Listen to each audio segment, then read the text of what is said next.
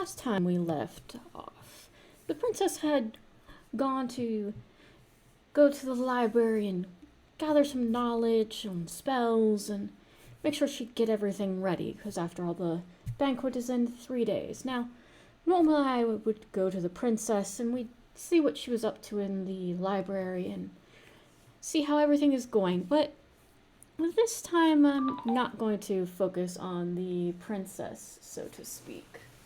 I'm going to focus more so on the world over.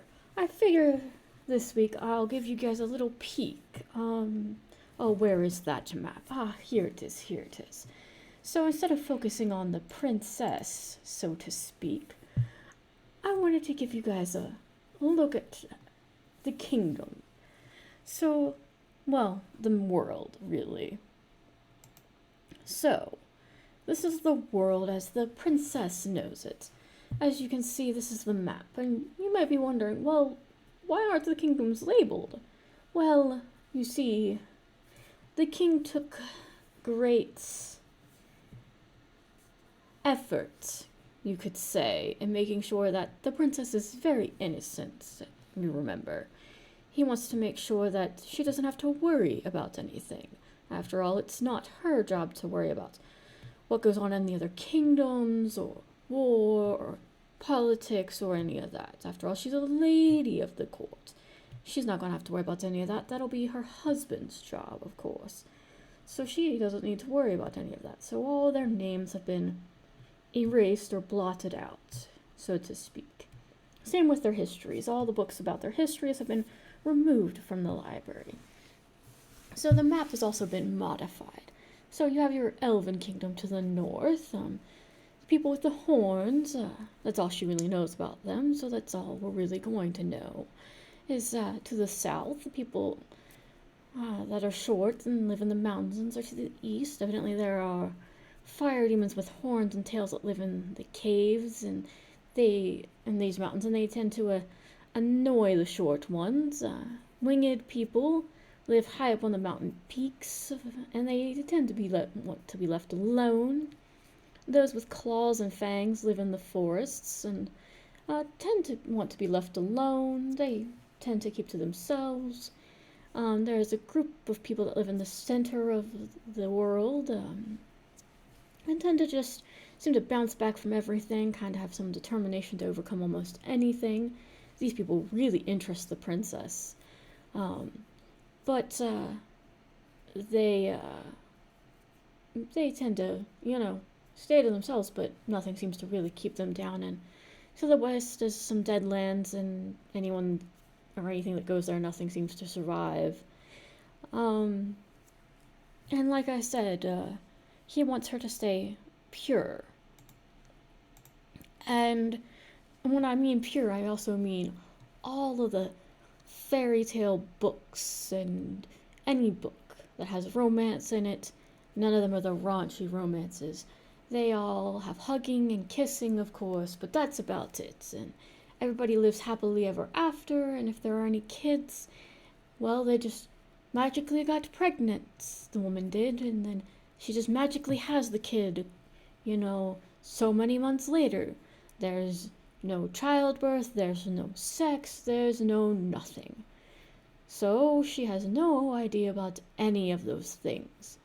So who knows what's going to happen when she leaves the castle and gets into those horrible situations.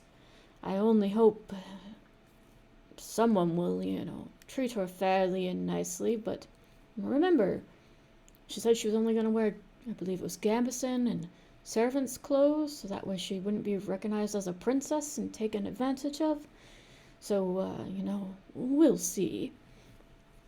But let's meet up with the princess, now that you have a little bit more idea of, the kingdom. And if you're wondering why things are the way they are for the princess, let's just say, as you know, there's only the king, and that's because something happened to the queen, and so I won't get into it, but at least not right now. But There are reasons why the king wishes the princess to stay pure and never leave the castle. So let's catch up with our wonderful princess.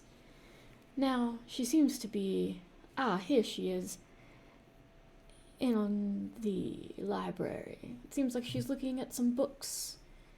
Oh, yes. Looking over all the different books. Oh, well, here's a book. And this seems to have a bunch of recipes, but that's not what I need. I don't need recipes. Well, let's see here. Because I'm going to take some bread with me, and I don't think fresh meat will work. I can probably get meat. And probably some cheese. Just some basic things. Oh, here's a book. It tells me what'll stay good for a couple days.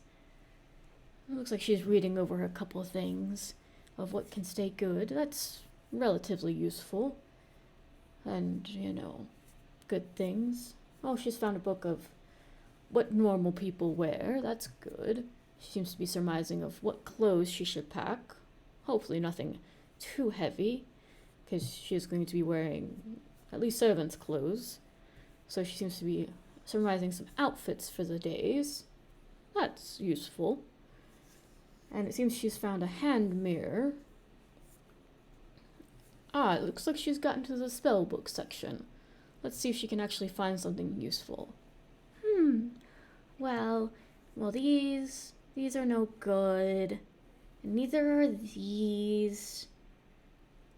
Well, this spell.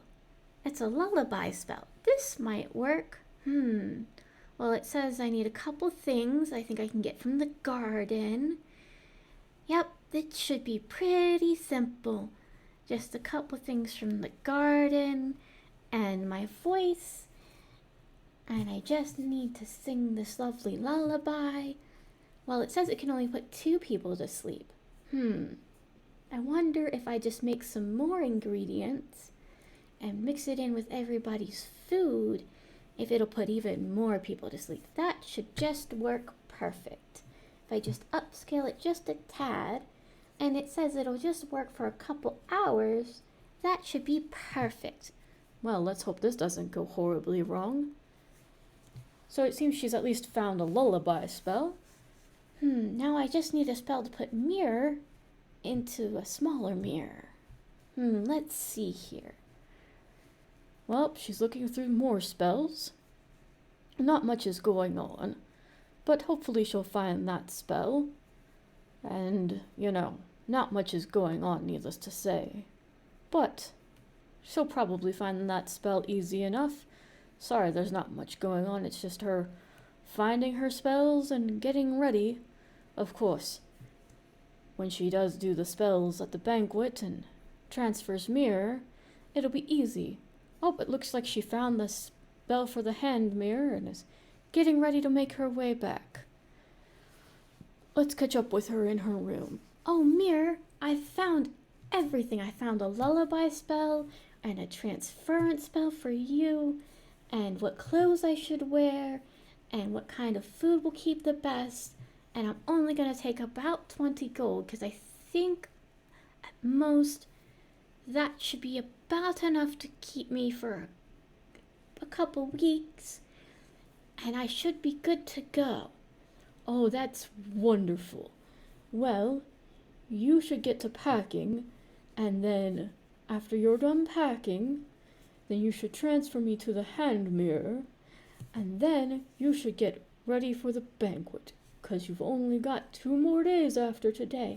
Oh, I know, and I can't wait, because then tomorrow I'll have to go get all the ingredients and make sure they're all ready. That's right, and we'll be completely ready, and make sure you get everything you need. Not just the ingredients, but anything else you're taking with you. So that way we have everything ready for the trip. Oh, I know, Mirror. And don't you worry. I'll make sure everything goes perfect. It shouldn't be an issue. Well, we'll have to see about that. After all, she is upscaling the spell, her lullaby spell, that she found, and I'm sure nothing will possibly go wrong with that. right? Well, we'll have to catch up with her later. Maybe, let's say the banquet? That should be a good time to catch up with her next time.